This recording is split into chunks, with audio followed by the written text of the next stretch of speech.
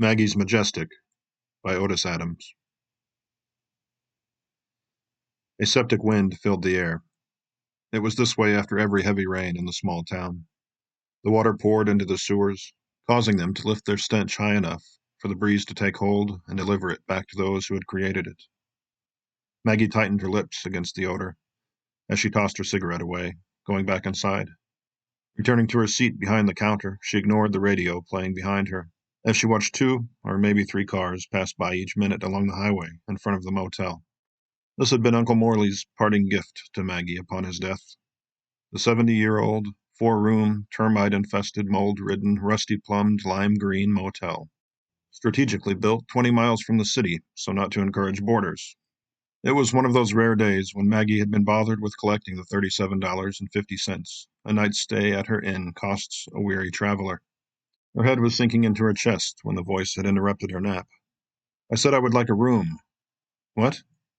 Maggie asked dumbly, scanning the room as she recalled her identity and station in life.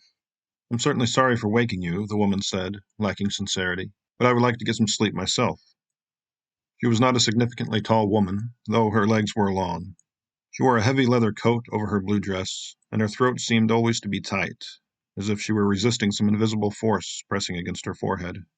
Let me see if I have anything available," Maggie said, studying the 4 keys hanging from the 4 hooks on the pegboard. "Looks like room 1 is open." Lifting a folded towel and 2 washcloths from the laundry basket, Maggie led the woman down the sidewalk to room 1. "You offer room service?" "No."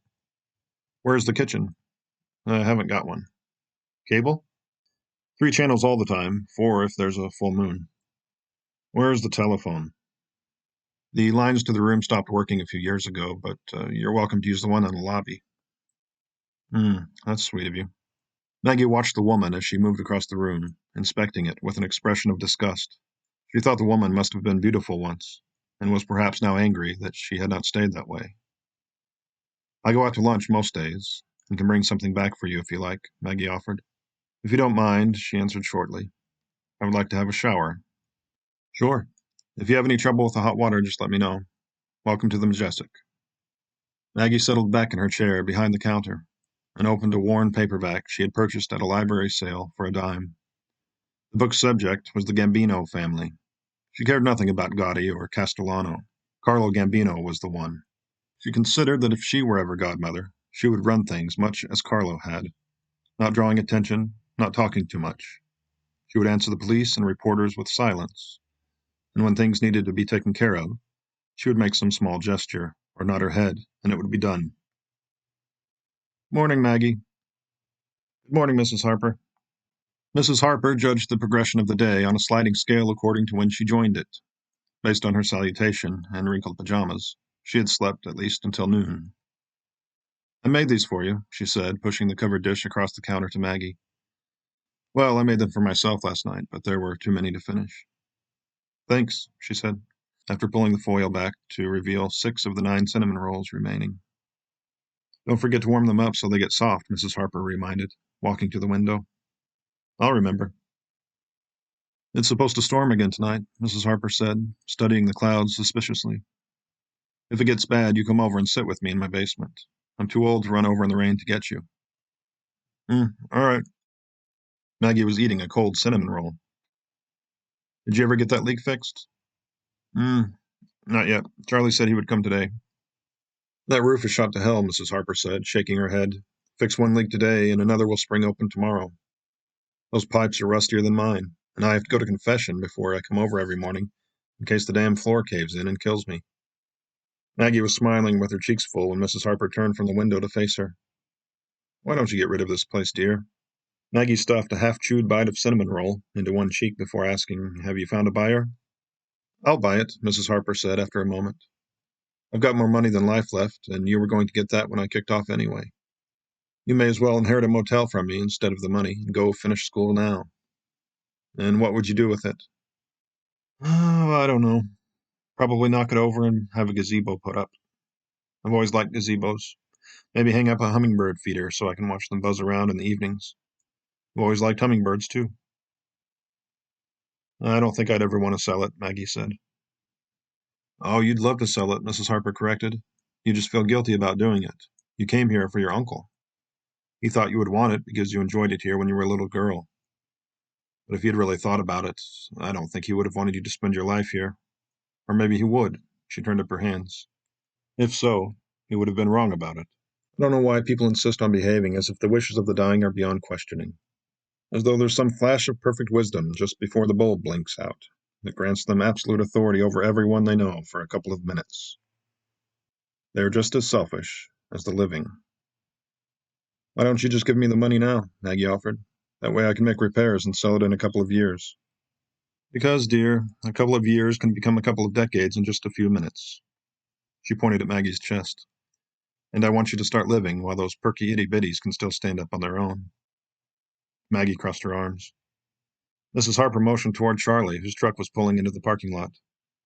"Otherwise, you'll end up married to that dingbat and have a dozen kids." Charlie smiled and waved through his windshield while still in motion until his truck stopped abruptly upon meeting the curb. Mrs. Harper shook her head, not smiling.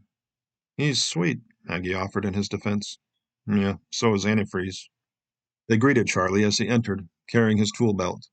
He wore tight jeans, pulling the waist up near his navel, and his white t-shirt was tucked in. "It shouldn't take long," Charlie assured her. "There are only a couple of shingles that need to be replaced." He glanced at Mrs. Harper before asking Maggie, "Do you think I could talk to you for a minute?" Maggie nodded, and Mrs. Harper gave Charlie her full attention. "Well," he began, waiting to see if Mrs. Harper intended to excuse herself. "I was just wondering if you would want to come with me to a movie tomorrow night. We could have dinner afterward if you wanted." "Sorry, Charlie," Mrs. Harper intervened. "Maggie already promised to read Peter Pan to me tomorrow night." She added an artificial, elderly quiver to her voice as she spoke, and then burst into a laughter that hinted at senility. "Sorry, Charlie. That's funny, isn't it?" Another time, then," Charlie said. "I'd better get started."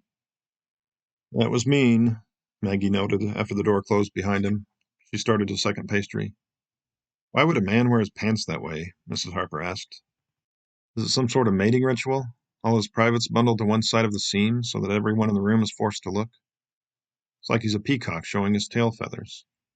"He's sweet," Maggie said again. "He probably doesn't realize they're that tight." "Sure, the same way I don't realize when the butcher looks down my blouse. So long as he keeps giving me a discount, I'll go on not realizing." Could you imagine going out in public with him? Walking the aisles of the grocery store alongside him, women snickering, children crying? My God. "He has money, and you want me to get rid of this place," Maggie said. "I want you to have your own money, dear," Mrs. Harper insisted. "That way you can marry for lust, like we did in the old days." My soaps are on," she announced abruptly and passed through the door, returning home. Maggie went to her book, but quickly lost interest. Her eyes scanned the lines on the pages, while her thoughts wandered. "I wonder if I should sell the motel. How much money does she have put away? I should get her to teach me how to make cinnamon rolls. If I did go back to school, I think I'd change my major to anthropology. How much do they make? It is embarrassing that Charlie wears his pants that way. He doesn't realize it, though. I'll bet she'd give me all their recipes if I asked. I could type them up and make a cookbook. There couldn't be many jobs for anthropologists. I've never met one. And if there were many of them, I certainly would have met at least one. I've never met a professional baseball player either, though. I guess there aren't many of them either. It's ironic if Charlie does do it on purpose, displaying his masculinity while lowering his sperm count. I wonder if they can get the scratches out of my Alanis Morissette CD down at the video store. He really should wear boxers. Or maybe it's like birth control, and he could just go back to making spermies when he decided to wear looser pants. Maybe accounting. No, I flunked algebra. I don't have an oven. Besides, I've always hated cooking. Typing, too. Uncle Morley would have been heartbroken if I sold his motel. It isn't so bad running it. I should try advertising. Maybe I could start up a website. I wonder if there are women who like it when men wear their pants that way. Whatever major I choose, I want to earn a PhD. "Both pilots are having heart attacks. Is there a doctor on the plane?" "Yes, I'm a doctor. Doctor of anthropology. Step aside. Give these men some room to breathe and go boil some water." It would break Uncle Morley's heart, even if it were selfish of him to be broken-hearted. Maggie turned the deadbolt on the lobby door and moved to the couch in the back room to lie down. In a few minutes, she drifted off. The seasons changed grudgingly in America's middle, warm and cold air not yielding to the other without violence. Maggie had grown up with it, though. and lost the respect that violence deserved. The storms had always hit the next town, or passed altogether in spite of the meteorologist's predictions. It was rude of Maggie to be asleep when her first tornado introduced itself. She was panicked and disoriented by the onslaught of noise that woke her, the incessant ringing of the telephone, the hail showering the motel, clacking against the windows like someone throwing gravel, the sound of muffled shouting and pounding at the door. She bolted from the couch, smashing her knee against the table, searching for the light switch. Charlie's forehead was pressed against the glass as he shouted, "We have to go, now!" Charlie grabbed her arm hard enough that it hurt as he dragged her barefoot into the mud. The bits of ice stung her neck and arms as they ran to Mrs. Harper's next door. She was cursing angrily at Maggie when they burst into the basement. "I told you the storms were coming, fool girl." They huddled in the deepest part of the basement, farthest from the door. Mrs. Harper held Maggie, who trembled, while Charlie's pale face pretended to be brave. Mrs. Harper was relaxed now that Maggie was with her, and she made shh sounds, trying to calm her. "It will pass in a few seconds, child." The noise became louder as it approached, a deafening whine, like a train racing by. The air felt strange as the pressure fell from under it, and the only other sound was the loud snap of a tree losing in protest. As Mrs. Harper had said, it passed after a few seconds. The hail and the wind followed after it.